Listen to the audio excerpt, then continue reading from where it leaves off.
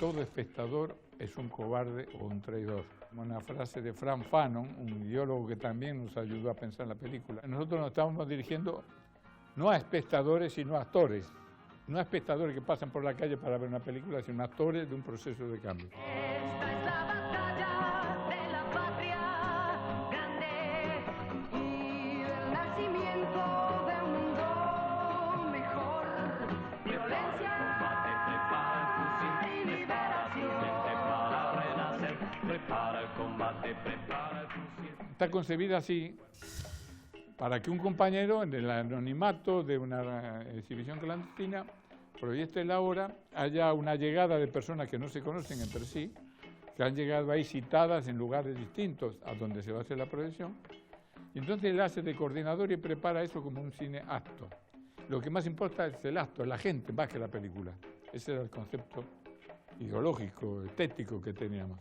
Él presenta la película, pero antes de presentarla, ayuda a crear un clima de relación entre gente que no se conoce, a través de la música. En ese momento había discos de poesía iberoamericana muy lindos, y canciones latinoamericanas muy buenas, de empanadas, vino. Va creando todo un clima de confraternidad entre las 20 personas, o 30 nomás, que participan de ese acto, a los fines de presentar eso en el marco de la problemática que vive el país. Una problemática que variaba según el lugar donde la película se pasaba. No es lo mismo pasarla en Recoleta que en Villa Soldati. El organizador no es el mismo, es otro.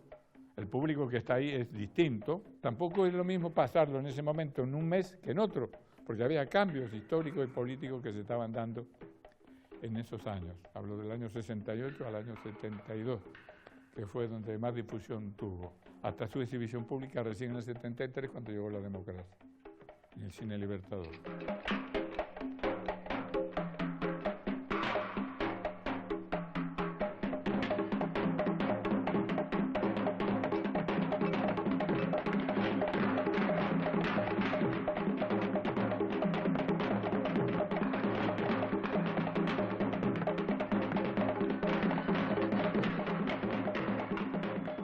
Entonces, en esa situación, la película estaba concebida de esa manera, estructurada, donde nosotros aparecíamos, la voz nuestra, mientras que en la primera parte era la voz de un locutor, más que la nuestra. Si la nuestra aparece es en alguna entrevista que estamos haciendo para hacer la pregunta. En la segunda parte ya aparece nuestra voz, donde informamos de qué se trata esto y depositamos en el coordinador la confianza para que estimule en quienes participan de esta exhibición el debate, el diálogo, desde la perspectiva que tenga cada uno de ellos. Y en este sentido era un acto político que yo creo que ayudó mucho, contribuyó a la formación de una generación militante, y estaba concebido entonces la segunda parte de esta manera. Estéticamente concebimos la película en 3 momentos. El tercero era un llamado más a una violencia, no tanto solo en la guerrilla, sino violencia sindical, social, para el cambio. Piensa que estamos en una dictadura, no fue tan grave como la del 76 en adelante. Es una dictadura donde todo esto no lo podríamos estar haciendo acá. Se convirtió en un elemento referente en otros países de América Latina. Piensa que apareció el Grupo Cine en Perú, apareció el Grupo Tercer Cine en Colombia, la gente de Uruguay con la Cinemateca del Tercer Mundo, y Mario Hallner y otros realizadores también hicieron cosas parecidas. El diálogo polémico mayor en cuanto a cómo encarar el cine podía ser con algunos compañeros del cine nuevo en Brasil o en Cuba, porque era otra visión. La nuestra era nacional y dijimos, hacemos una película de este carácter que sirva en las circunstancias nacionales de este momento. No es un ejemplo ni un prototipo para que nadie la haga en otro país y en otras circunstancias. Esa era nuestra óptica lo elaboramos teóricamente, prácticamente, realizativamente y productivamente. Ese fue el esquema con el cual nos movimos, pero en un momento donde no era la improvisación, había un guión, 400 páginas intercambiábamos entre el Pino y yo, porque escribíamos lo que discutíamos. En ese esquema, además de diálogo tenso y crítico entre nosotros dos para ver cómo podíamos resolver ciertas secuencias, el sonido de alguna de ellas, estaba así el concepto de que tenía que ser un material distinto a lo convencional.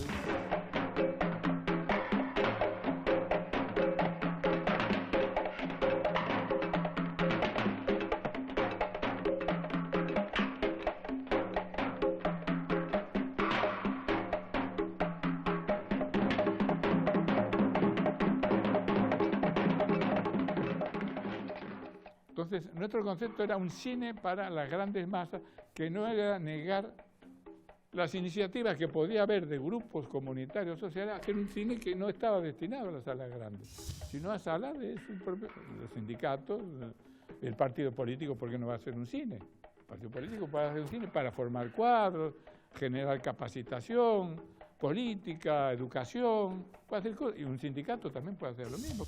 Nuestro concepto en ese momento, y eso salió en una revistita que se llamaba Cine y Liberación, del cual sacamos solo un número. Yo escribí esa nota cuestionando el cine que elegía la clandestinidad, el momento de la democracia, y que nuestro objetivo como Cine y Liberación era conquistar los grandes públicos, no a nivel populista, no a nivel concepto de Gleizes que decía un cine al estilo americano porque es el que le gusta a la gente, sino un cine de tensión también estética. Porque si el espectador ve una película y no sale con los ojos, la idea o el corazón un poco cambiado, mejor que no haya visto la película. ¿Para qué? No cambió nada.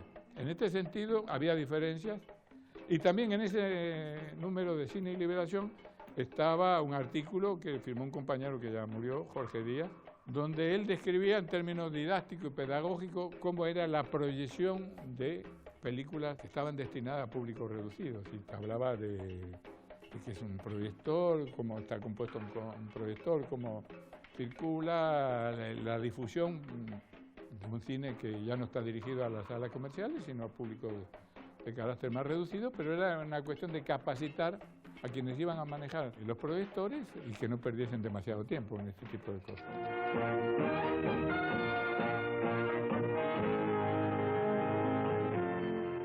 Cuando habíamos hecho la película del Cordobazo, había compañeros de distintas posiciones políticas. Pablo Sire era peronista y lo mataron, pues desapareció, y hacía una película peronista. Nosotros hacíamos desde una perspectiva peronista. El caso mío, de Gerardo Vallejo, de Mencio Juárez, pero había otros compañeros que venían de posiciones más o menos de izquierda, del progresismo y demás. Y cuando advertimos de que la difusión de esa película, cada grupo cortaba nada más que los capítulos que coincidían con su ideología, dijimos, acá no va. Y mandamos una carta, dijimos, esto no va en esos términos, porque si coincidimos en algo, mostrémoslo conjuntamente, porque queremos mostrar la distinta mirada que hay hacia un hecho histórico donde no han intervenido solo marxistas, trotskistas, ha intervenido gente peronista, gente independiente, gente que no tiene nada que ver con nada, y se jugó el pellejo también para una manifestación popular y política de este carácter. Entonces hay una nota escrita, que la firmo yo, en un encuentro que se hizo en el Museo del Cine, donde hay una convocatoria a que asuman este concepto, y si ellos no aceptan este tipo de conceptos, realizadores mayos no tiene sentido. Y no tiene sentido también porque algunos que estaban comprometidos con la producción se borraron totalmente de la difusión. Y si no estaban comprometidos con la difusión, no tenía mucho sentido seguir manteniendo un grupo que decía, nosotros producimos y después que la difusión se ocupe otro, si quiere, yo me ocupo de otra cosa. Entonces eran experiencias, tensiones, que no era toda una cosa homogénea, toda una cosa panfletaria, una cosa que uno podría decir, qué lindo que éramos en ese momento. Eliseo Subiera hizo la película más divertida, porque hizo una película que era cómo se prepara una bomba Molotov. Entonces a la ultraizquierda esto le interesaba enormemente. Y lo hizo con mucho humor. De la precisión de quien arroje la botella no solo depende el éxito de la misma, sino también la seguridad de los compañeros. Otro fragmento que interesó mucho es la que hizo Pablo Cid, porque utilizó ya el trabajo casi de un personaje de ficción autobiográfico que cuenta sus sentimientos porque vivió el cordobazo. Entonces la policía empezó a tirar solo balas. Y mataron a Máximo Mena, pero a cascotazo limpio los hicimos recular. Fueron experiencias de un grupo que no compartía a lo mejor la misma idea en torno al peronismo, pero que compartía la idea de crítica y de combate, o entre comillas, a la dictadura.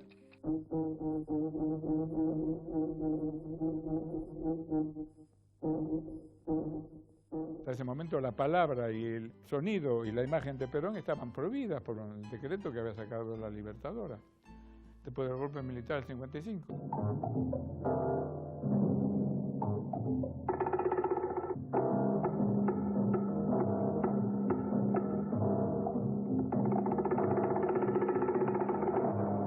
No había ninguna imagen de Perón hablando. Y estaba, por suerte, en Madrid Carlos Mazar Barnet. Y se le encomendó a él, a distancia, que filmase a Perón, aunque fuese en 3 minutos o 4 minutos, una toma fija de su visión de este momento que se incorporó en la segunda parte de La Hora de los Hornos.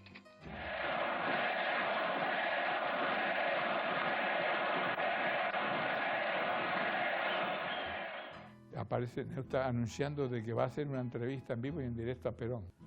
Y yo estaba en mi casa y dije, ¿cómo va a ser una entrevista directa a Perón? La primera vez que le aparece la imagen de Perón en la televisión, Canal 9. Y de repente aparece Neusta haciendo preguntas a Perón. Y aparece Perón vestido con saco y corbata, respondiendo a la presunta pregunta que le está haciendo Neusta.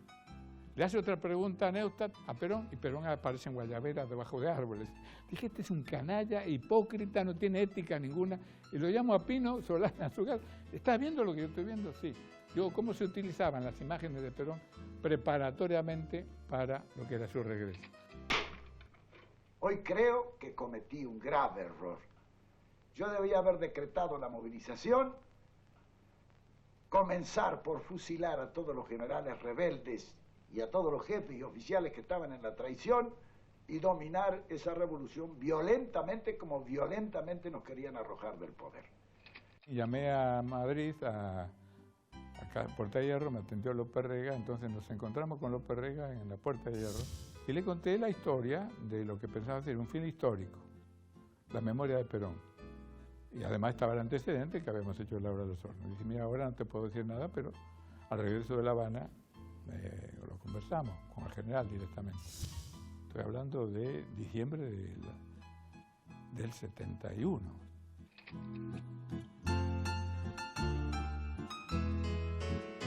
Y le llevó a Perón una copia de La Hora, mezclado los rollos, y Perón vio los rollos.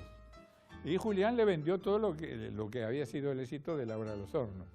Y a Perón todo eso le impresionó más que lo que estaba viendo en La Hora, porque confieso que a Perón le interesaban a lo mejor más las películas americanas que La Hora de los Hornos, no tengo ninguna duda.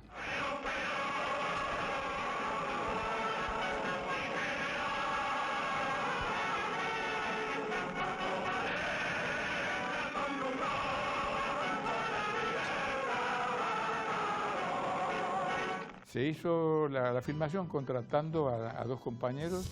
Gerardo Vallejo se incorpora luego durante la filmación porque duró varios días en Puerta de Hierro. Y ahí rodamos todo lo que fue la entrevista a Perón. Bueno, en general, estamos en Madrid, corre el año 71. Nosotros somos un poco representación de la juventud argentina. Y una de las cosas que más preocupa, así tanto internacionalmente, pero que nosotros queremos que usted pueda aclararlo muy bien, ¿a qué explica usted todavía la vigencia, hoy más que nunca, del peronismo en nuestro país, la Argentina? Hubo una tentativa de López Rega y Paladino, que era el representante de Perón, de que nosotros nos ocupásemos de la parte cinematográfica porque Perón iba a volver a país.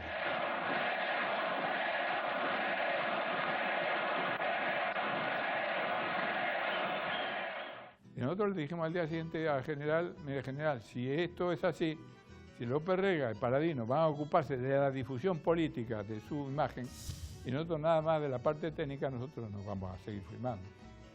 Y Perón nos dijo, muchachos, esto es para todos los argentinos y esto lo difunden en donde sea. teníamos que sacar los rollos que filmábamos clandestinamente de Madrid rumbo a Roma, y a López Rega yo le decía, mira, cuidad la lata que dejamos acá, porque son las que hemos filmado y eso está en lo negativo, era mentira.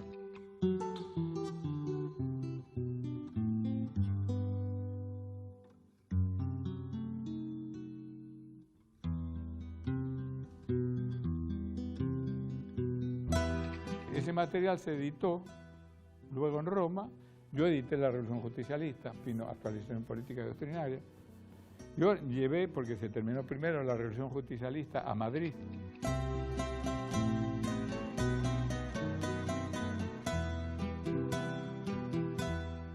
Y me acuerdo que Perón estaba al lado y más allá estaba Isabelita y más allá, lejos, por suerte, López Rega. Y me acuerdo que Perón se conmovió en un momento de la prohibición de la Revolución Justicialista. Yo lo miré y dije, ¿por qué se conmueve? Es raro conmover a Perón. Tenía un carácter muy fuerte. Y eran las imágenes del sepelio de Eva Perón.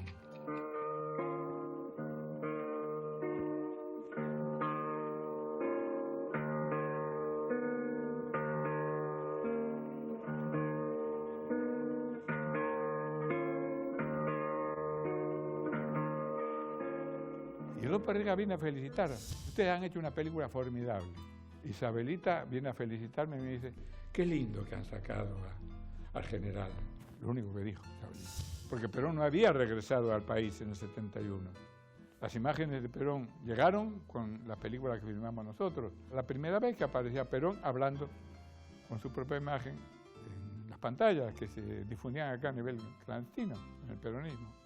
Una producción que costó mucho esfuerzo hacerla, que hubo compañeros y solidaridades muy fuertes y que yo creo que contribuyó mucho a todo el proceso político porque se hicieron decenas de copias en el país y grupos de enemistados dentro del peronismo, de un sector o de otro, se ocuparon de la difusión de este material.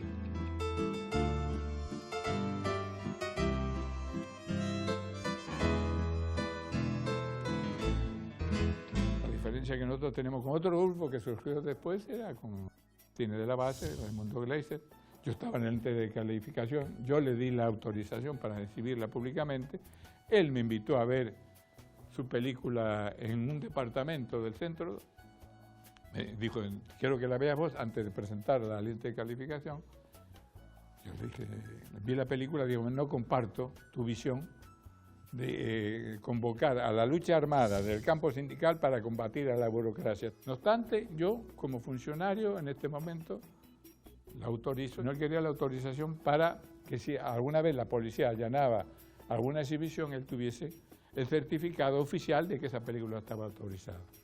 Pero la diferencia ya eran con otros grupos que creían que en un espacio democrático se podía desarrollar todo un concepto de clandestinidad y de lucha armada, cuando yo dije, muchachos, hay que conquistar las salas grandes, de las pantallas grandes, la televisión grande, porque ahí está el usuario, el público, el pueblo. Nuestro enfoque en ese momento era distinto, de tal manera que nosotros después de la hora de los hornos, sin informes de la CGT de los argentinos, El Cordobazo, que eran películas para momentos de clandestinidad, empezamos con películas que ya apuntaban a conquistar las pantallas grandes. El Familiar para mí era un proyecto para la pantalla grande, no para la pantalla clandestina.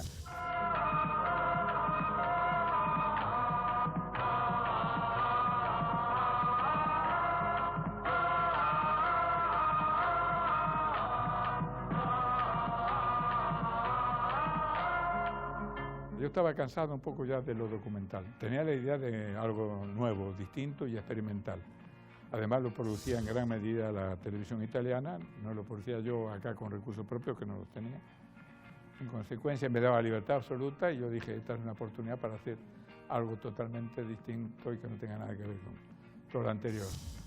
El árbol, la serpiente, el pájaro, la madre tierra. ¡Fuera! Tratando de incorporar elementos de toda la historia latinoamericana para dar una conciencia, casi una parábola o una metáfora de todo lo que era nuestro origen y nuestro destino común. Esto funcionó en un espacio que no era muy proclive para unir estos personajes que representaba uno la lucha armada, Juan Tupac, la negociación con el enemigo, Juan Atahualpa, y Juan Pampa en el medio tratando de conciliar estas tensiones en función de servir a la Pachamama, que era la madre de esta familia, en función también de que el familiar no estaba fuera de nosotros, no era el imperio, no era un perro negro, no era un vigorón, sino que teníamos que mirarnos en el espejo y ver que el familiar también lo teníamos adentro. Fuego.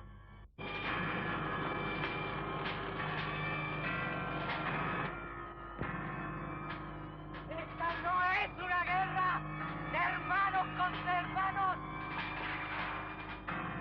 Esta es una guerra de los hijos de esta tierra. La terminé en el 73 en Roma y recién la pude estrenar en el 75, aprovechando que Isabelita se fue en un momento determinado al exterior y no sé quién asumió provisoriamente algo y dije, por razones éticas no difundo la película en este momento, quedo como un cobarde. Aunque sea una época muy dura y muy difícil, tengo que pasarla. Y la pasamos y se estrenó en El Libertador, tuvo 2 semanas ahí.